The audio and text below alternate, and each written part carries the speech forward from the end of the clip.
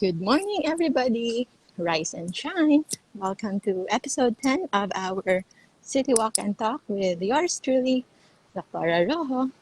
It's our 10th episode and also nagko-coincide din on our 10th day of continuous 10-day streak ng ating walk, sometimes run, but mostly walk for our 100 miles challenge for the month of February. Nagsimula tayo January 30. So, meron tayong 2 days lead time. So, ngayon it's already February 8th. And I hope you are all doing well. For today's topic, we will talk a little on the beauty of changing routine. Bakit kailangan tayo mag-change ng ating routine from time to time? I think for a couple of days, we have established that having a routine is good, just like what we do now. Pagising natin sa umaga, we have our morning hygiene, we wash our face, brush our teeth, and then for us, for the last 10 days, nag-change na, nagpe-prepare for our morning run and walk. And then after, a little rest. Pagkatapos niyan, we prepare for work. And then work. Depende kung anong oras matapos. And then retire for the day. So, we eat also kapag merong time in between. But hindi na namin yun major na prepare. Unlike before, na you will allot an hour para lang kumain. Later, I'll show you a video of how I eat at work. In 5 minutes time, tapos na. So, today, even if we are in our routine, but nagkaroon kami ng little change with our usual. And that is our route sa kung saan kami usually naglalakad. For the longest time, yan yung dinadaanan namin. And today, we decided to change route. And then, lumiko kami on the left instead of the right. And then, we found out it's a lot better there. Mas marami yung trees. Mas kakaunti lang yung mga sasakyan na dumadaan. Yung road, mas malapad. Mas malinis. Meron pang ang creek, no? And you know how we love body of water. So, nung nakita namin yung malinis na creek na yun, nakakatuwa. So, it occurred to me, one of the lessons na alam na natin before, but sometimes we need a little reminder, and that is changing routine. Bakit kailangan natin i-change yung routine natin from time to time? Because sometimes, if we live on monotony, pabalik-balik lang, yes, for a while, it's good. Walang stress yun eh. Kasi everything is predictable. And then, alam mo na, kahit hindi ka na mag-isip, you will go through the day na yung mga kailangan mo gawin, yung mga kailangan mo i-accomplish mo pa rin. However, if you get stuck in that routine for a long time, if sobrang tagal ka na yun lang yung routine mo, you're actually risking yourselves in stagnation. Baka wala na kayong growth. Kasi nga, pabalik-balik lang. Yes, you become an expert with what you do on a day-to-day. But if you will look closely, baka yung expertise mo in that area is na-maximize mo na. Pero nakaligtaan mo na yung iba. Say for example, noon, before starting that work, say for example, in a corporate world, you were also an artist, or you're a music lover, or you also do some art, or you dance. But for the longest time, you were just focusing on your work. You've already climbed up the ladder. Ikaw na, yung pinaka-boss sa work nyo. Pero, if you can remember halos hindi mo na ma-imagine you doing the things that you used to love. Baka nakalimutan mo na yung mga potentials mo. Because akala ng iba, yung ating talent, so-called quote-unquote talent, ay isa lang. Akala ng iba, if you become an expert, like ngayon, in our world, yung uso ngayon, hindi na generalist, but specialist na.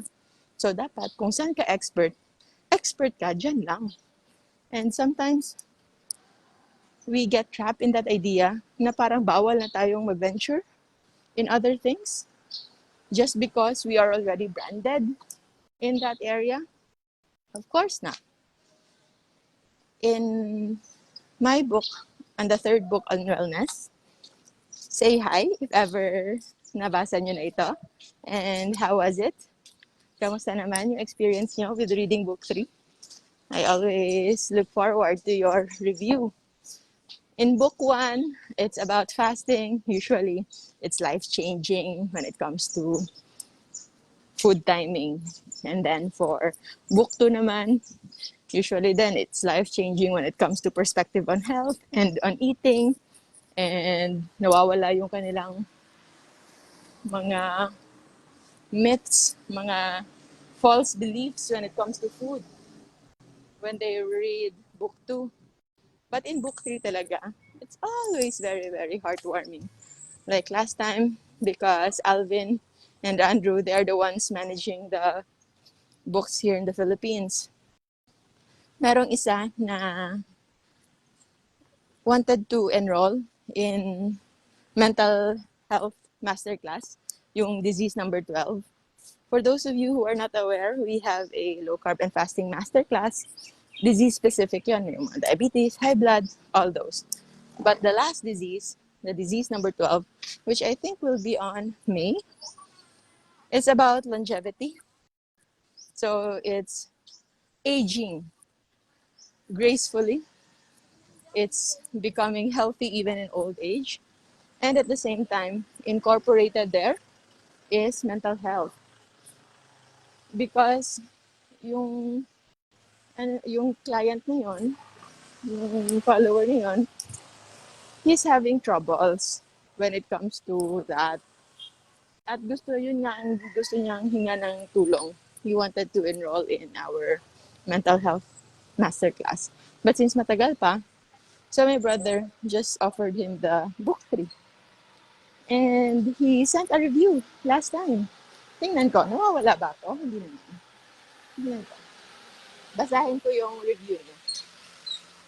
If I can find... Nandyan pa rin. Sige. I think Alvin sent it the other day. Nawala. Dami kasi naming group chat ni Bobby.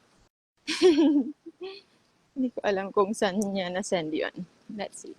Sobrang ganda kasi ng kanyang review. I think it's in here. Daming kwento, oh. Tagal-tagal. Napaka. Ito ba yun? Kung makita. Sige. Last group chat. Ang daming group chat eh. Kamusta kayo dyan lahat? I hope you are doing well. It's a no pressure day, ha? Huwag kayong ma-pressure dito. Hindi ko talaga makita. But anyway, what he said there is, tuwang-tuwa siya. It gave him a new perspective. And just by words, no, we cannot really underestimate how words can improve us. Yun nga sabi, it can make or break. But focus on the good things. Yung mga problema natin, it's just a matter of the right words, the right communication, said at the right time. So when it comes to book 3, yung isa doon, isang chapter doon is tapping your multi-potentials. Yung multi is naka-bracket siya. Because akala ng iba, tap your potential lang. But I don't believe na isa lang yung potential natin. If you remember back when we were kids, sobrang dami nating gustong maging. Ano yung mga gustong maging mo? Yung totoo? Sobrang simple lang. Ano? Secretary. Because my tita was once a secretary. Siya yung ano mo, Office. idol mo. Yung meron kang typewriter, meron kang desk, and then meron kang Simple as that. meron kang table na may kaha, ganun. Working sa work environment. Wow! Dream come true na ba tayo? So, si Maming before, sabi niya, kapag ako, kung anong gusto ko maging, araw-araw iba-iba. Pero yung what stuck siguro is yung gusto ko raw maging police. Sure na gusto ko maging police, and then later on, nalaman, police na nasa daan. So, traffic enforcer wala yun. So, but kung meron ako makitang something dyan, o kahit ano, yun, the next day, yun na naman yung gusto kong maging. So, it's just a reminder na, back when we were kids, marami tayong gusto. However, when reality strikes daw, as we go through life, nawawala. Like, for example, the closest that I thought, na magkaroon ng meron akong ibang dream, and at one point, bigla itong nawala, all of a sudden, was adult na, nalaki na ako. Way back in med school. So, isa sa gusto ko before, maging neurosurgeon. So, surgeon of the brain. However, nung nag-rotate ako, in one of our internship na rotation in neurosurgery, something happened that I felt really discouraged. At dun, right then and there, kinalimutan ko na. It's not nice. Something there na kung merong opposite ng inspiration, yun yung opposite nun. Nawala yung inspiration, yung gana ko when it comes to neurosurgery. But I still love it. And ngayon, iniisip ko na lang, I can always study it. Imagine mo, first year med school pa lang ako, ilang libro yung libro ko on neuroanatomy. Because gusto ko talaga yung neurosurge. So I developed another love, and kasi marami tayong gusto eh. So one of my great love also is plastic surgery. So kasi yun nga, I want to beautify things. Gusto ko lang. Before mag-med school, nag-isa sideline akong makeup artist. Diba? So, mga ano lang naman, friends and family. Because I want to beautify things. And then, what better way to do that than actually doing it by hand, and yung ibibigay na trust sa'yo ng tao to help them feel their best, to feel their best. Yung pinaka-iningat-ingatan ng mga tao is yung kanilang mukha, di ba? And for them to trust you with that, it's also a different kind of fulfillment. So, hindi ibig sabihin na we lost touch with our childhood idealistic self, is kakalimutan na natin yung ating mga potential. You can always still be a corporate secretary. You can still be an executive, but still be a dancer. You can still perform. You can still paint. You can still write music. You can still write books. You can still help others. And if you feel na medyo mahirap na yung balikan, because for the longest time nga, parang kinalimutan mo na yan, because you were so engrossed with your business, with your work, with your deadlines, then that's the beauty of changing a little bit in your routine. Because changing even a little bit in your routine The beauty of that is getting a better perspective. Nagkakaroon lang ng only risk yung mga tao. That's why they don't want to change their routine. Kasi isipin nila, what if something will go wrong? Just like, for example, yung literal. If you're always walking on the right side, and then this time, you will walk on the left side, what if may maaksidente ka doon? Your regret will be much greater kasi nga, you went out of your routine. But actually, that is a bias. That is a cognitive bias. Because accidents can happen anytime. So, hindi pwedeng i-blame mo yan on that scenario lang. If you must, maybe you should be extra careful. Maybe, kung gusto mo, pwede na if you change routine, sa simula, you do some extra care. But let not that extra care limit you from getting more out of that new experience. Because it's only with new experience also that we get to grow, that we get to improve, that we get to develop. Yeah, alisin muna natin si Kate. And with that growth, most likely, it's going to be a beautiful kind of growth. Hindi kailangan in pain. And with that perspective, lalabas yan. Yung mga new ideas, yung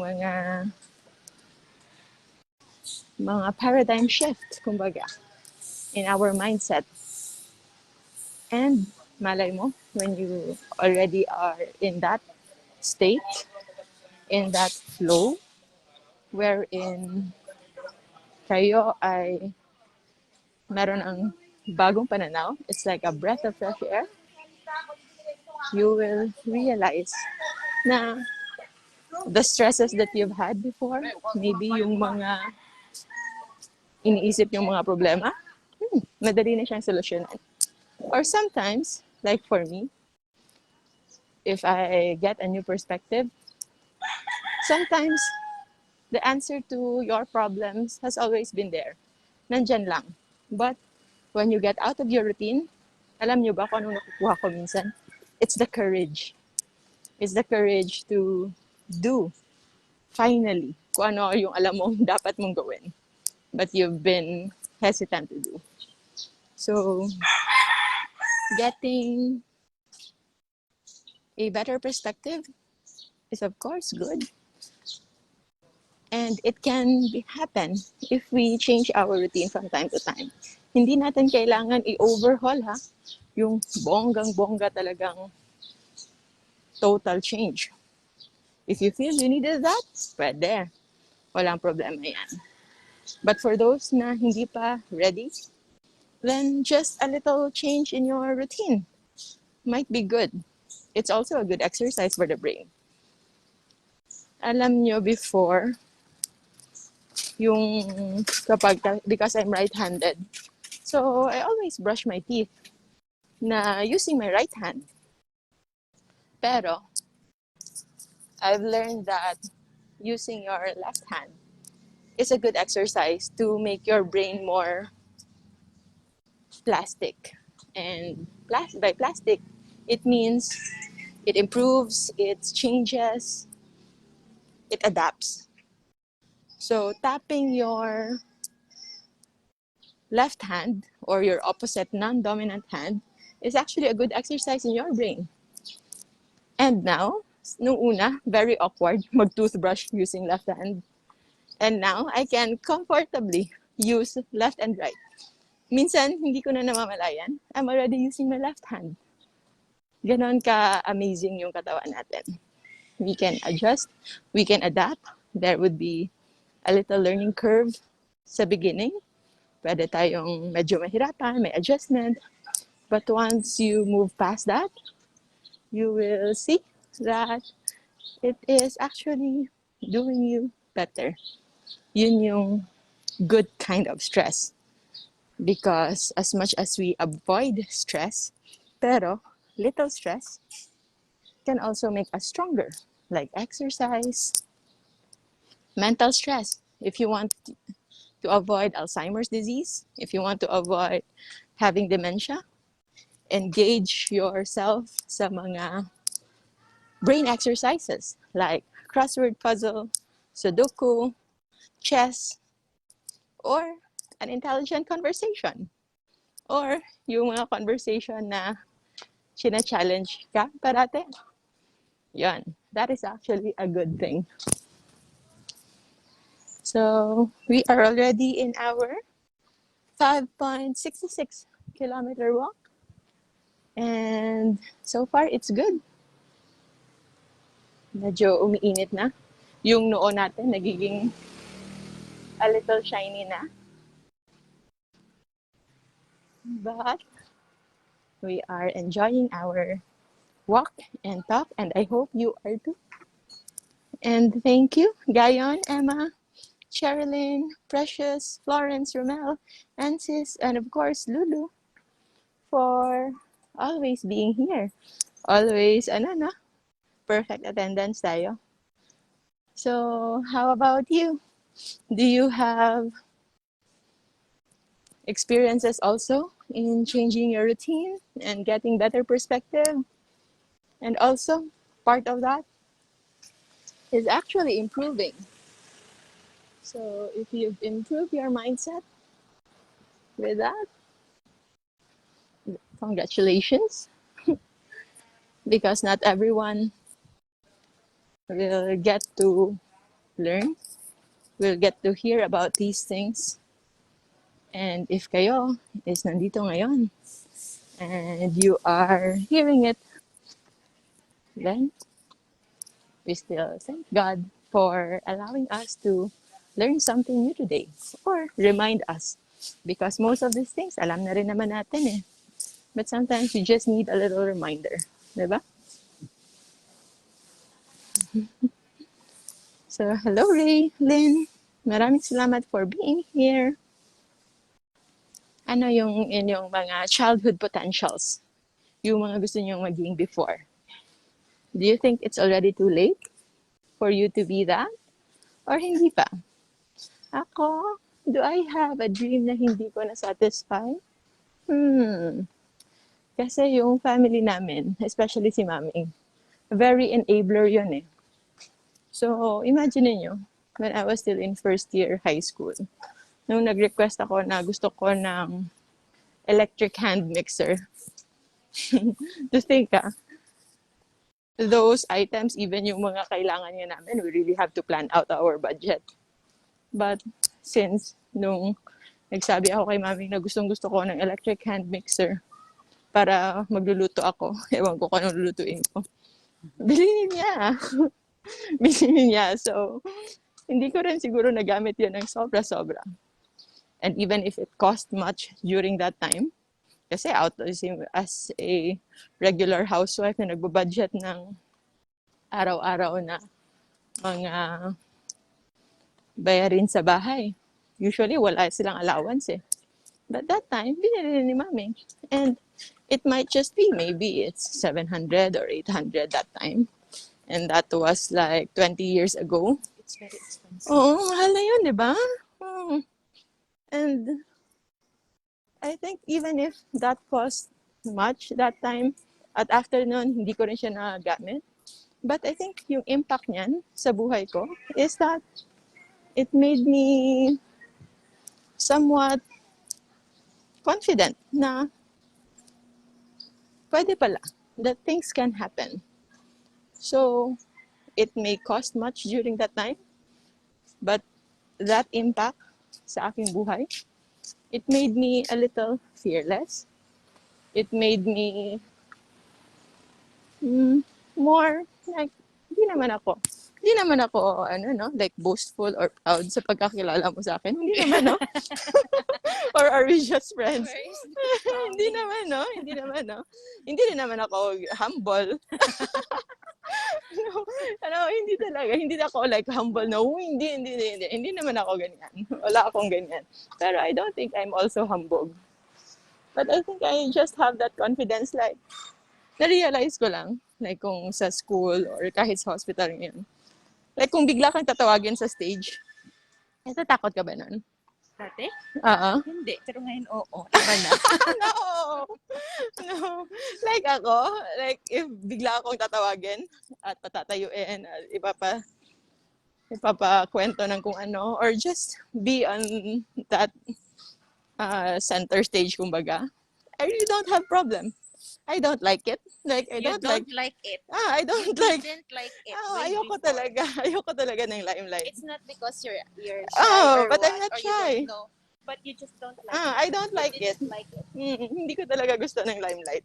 Pero, hindi ako nahihiya. Like, I actually don't have problem. Pero, I just don't like it. Pero, ginagawa ko pa rin kung wala ka na talagang magagawa.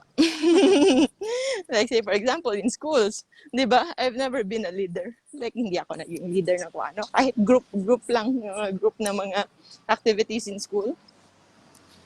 Ayoko talagang maging leader. Gusto ko magtago lang ako para wala akong responsibility. Yun. But when time comes na wala talaga, and I will get push sa isang position na wala na akong choice, then I will perform. Pero otherwise, hindi ako naghahanap din ng responsibility. So, in short, parang tamad pala. Isa kang tamad na confident na walang hiya. But anyway, I thank Maming for enabling us to be who we are right now. Na hindi talaga mahiyain. Hindi mahiyain, but we are always grounded. We always know kung saan kami ngayon, and saan kami galing. And we are hopeful for better days in the future. And for all of you na who are the responsible adults of children, I hope you be careful with your words, with your actions towards children, kasi hindi mo alam kung anong impact nun sa kanila. That can make or break them. Ayoko sanang ikwentuhan kayo ng sobrang lungkot, pero merong isang sobrang lungkot. I will kwentuhan pa rin. Merong isang movie, I think it was Kate Winslet, na, and sino yung kanyang husband doon? I forgot. Basta, it was in the parang dark ages, yung Renaissance na era. Na parang nagkaroon siya ng relationship with another man na marami na ring anak. At tapos siya, meron na ring maraming anak. I forgot na, matagal na yun eh. Basta, they cohabited. And then, during that time, sobrang bawal yun. So, what they had to do is, nag-rent sila ng isang maliit na apartment and nagsiksikan sila doon. And their life is so depressing. Wala silang pera, walang trabaho, parating gutom. I think kasi struggling writer yung lalaki. And then, one time, uminit yung ulo niya. Yung isa sa mga, kasi parang one big family na sila. Nag-join forces na yung mga anak nila, di ba? I think mga 5 or 6 na yung kanilang anak. Yung bata, parang merong gustong sabihin sa kanya or istorbo siya or something or nag-aaway sila. Bigla siyang nag-snap. At yung sinabi lang niya is because we are too many. Yung parang she was irritated, parang sakit-sakit na ng kanyang ulo, pag-isip. And then she shouted sa one of those kids na because we are too many, yung ganun. And always, yung bahay nila, parati yan sobrang ingay and sobrang gulo. And then one day, I think nakahanap na siya ng trabaho. She was so excited to come home na happy na siya because she was in a good mood. Nabigla siya na yung bahay sobrang tahimik. Sobrang tahimik. Wala talagang kahit ano. So, hindi niya alam kung ano nangyari. And nung pumasok siya sa kwarto, alam mo ba nakita niya? All of the children are dead.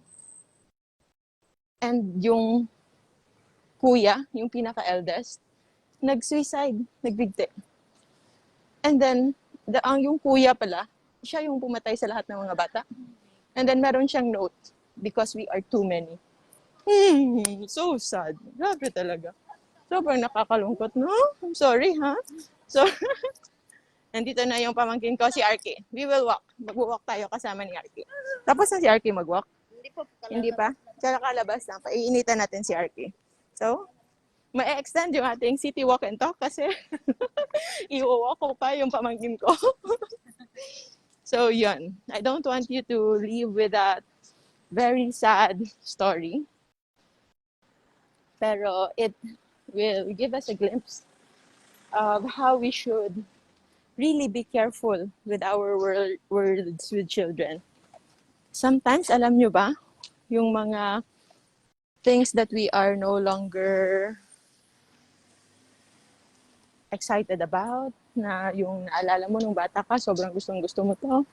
And in psychology, it's already a given na what shaped us, kung ano yung mga current fears natin, kung ano yung mga current insecurities natin, all has something to do with our childhood. So, it's another topic for another time, no? Yung pag-heal natin. Healing your trauma. Yung pag-heal natin ng ating own childhood trauma. But for today, at least we can focus with at least pwedeng-pwede na we save the children in the family from all of those. Noon, I think yung pinaka sinasabi ng papa namin sa ni maming is baka daw spinospoil niya na kami. Baka daw we will all grow up na entitled, always demanding, kasi binibigay ni maming kung ano yung gusto namin.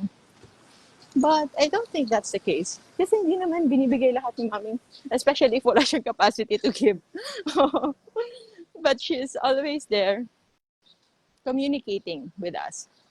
If kayang ibigay, then ibibigay. If hindi kayang ibigay, then hindi ibibigay with explanation. At kahit pa binibigay, still with explanation. So that hindi ka makaka-feel na ang mga bagay ay makukuha mo lang ng madali. You know, na some things you really have to work hard, and some things, even if you didn't work hard for it, but it doesn't mean na hindi mo siya pinaghirapan, hindi mo na siya i-value. So, even if we ask for things before na nabibigay, we never lose sight of the value of those things. Kaya ganun.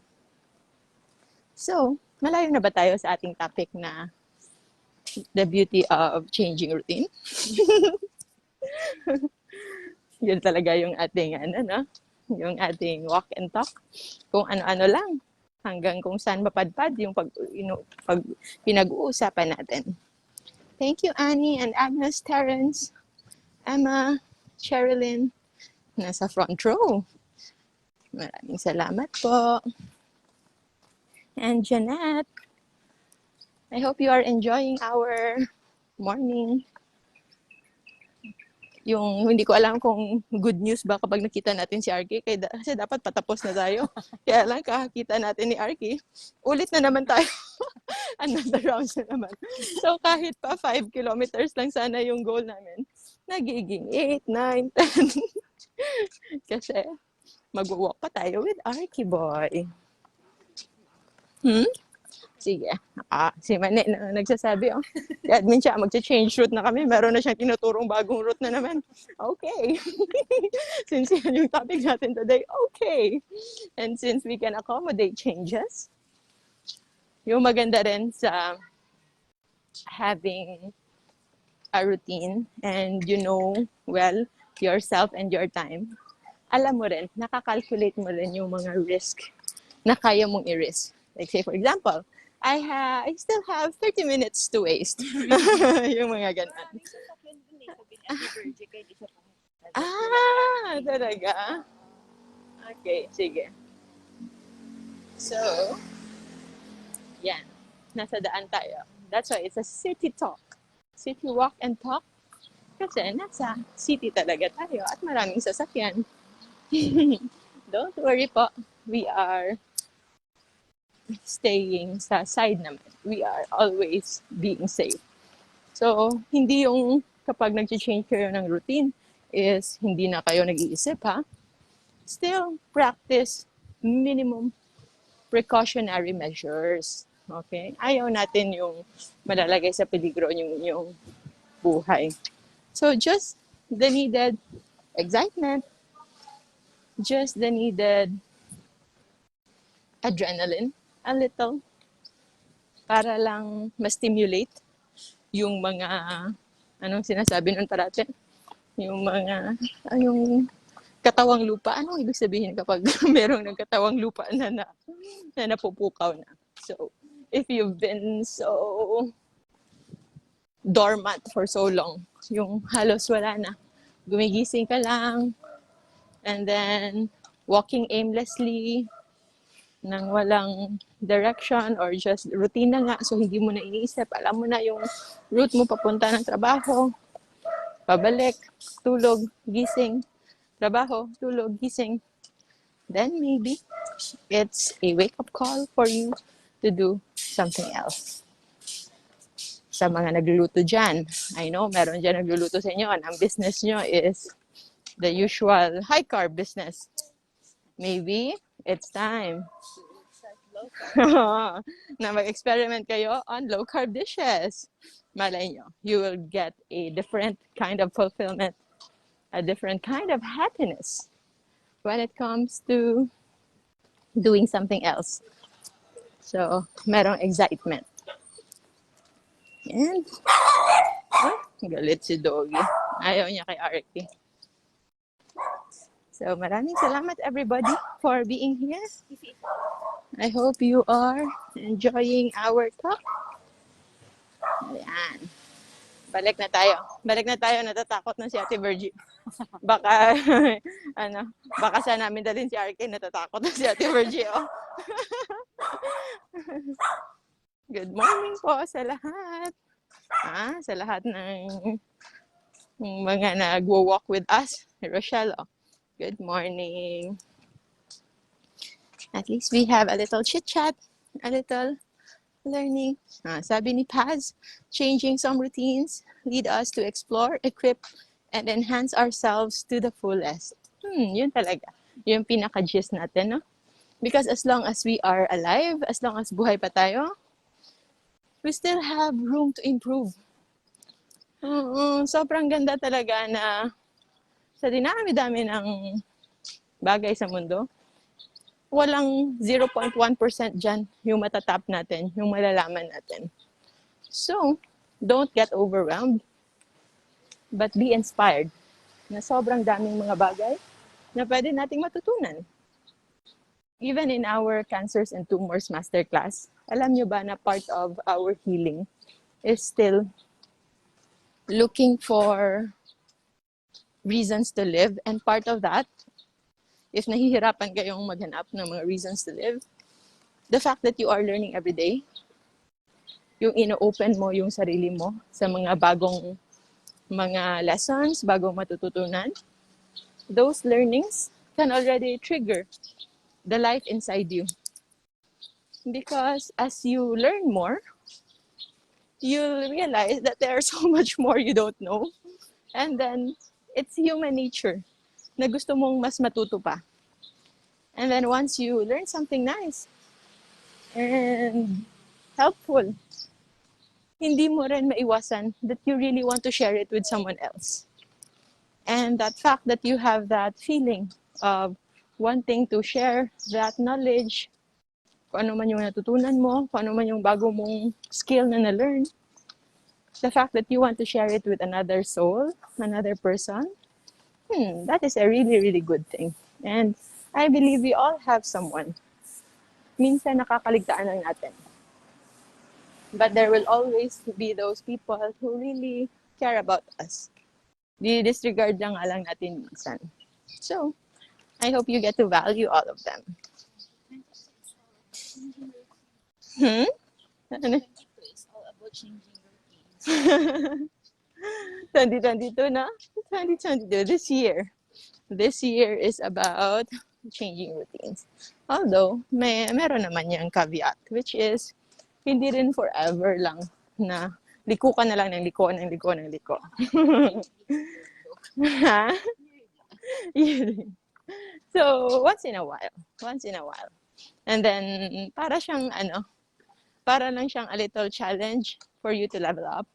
And then after a while, you establish another routine with that newfound route. And then later, once you're already open sa idea of changing routines, it will just be easy. Magiging madali na lang. Na when you know it's time to move on, when you know it's time to move forward, when you know it's time for change, you will now feel it. Alam mo na. But if hindi ka pa nakapag-start niyan, ever, then you will be blinded. You will never realize. And for all you know, nakastuck ka na pala sa isang bagay na yan for a decade or more. So, sayang. But it's not time to just regret. Na mag-solve lang tayo at pagsisihan natin kung ano yung nakaraan. But it's now time to move forward and reassess that maybe it's time to change a little on your routine. And it doesn't need to be big. Hindi kailangan sobrang big change. Sobrang big na pagbabago when it comes to daily routines. You can start with something small, like brushing your teeth using your non-dominant hand, or walking in a different path, or lalabas ka sa kabilang gate instead of your usual gate.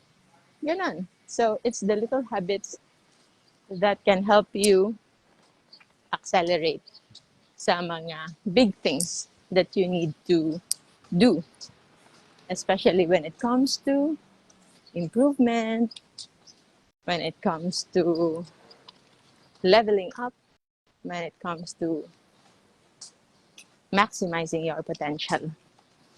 So, I think we are almost done. Hello to Maming and Bapi, who is also doing exercise now in Lagoon. Maraming salamat po. Sige Beth, replay ka na lang mamaya. Time to work na. Yes, of course, that's good. During break time na lang. Kasi we want to work well when we are working. Ay, si Arky and the doggy baby. And good morning sa lahat. I think that's it. Thank you so much, everyone, for being with us. I hope you learned something today and you enjoyed our little city walk and talk. Let's see kung ano na naman yung papag-usapan natin bukas. Let's just hope na it's going to be a better day and an even brighter tomorrow. So, good morning again sa lahat and good evening na sa kabilang panig ng mundo. May you always have all the things that makes your heart beat and makes you excited for the next day and makes you feel grateful, thankful every night. Goodbye, everyone. Bye bye. Thank you.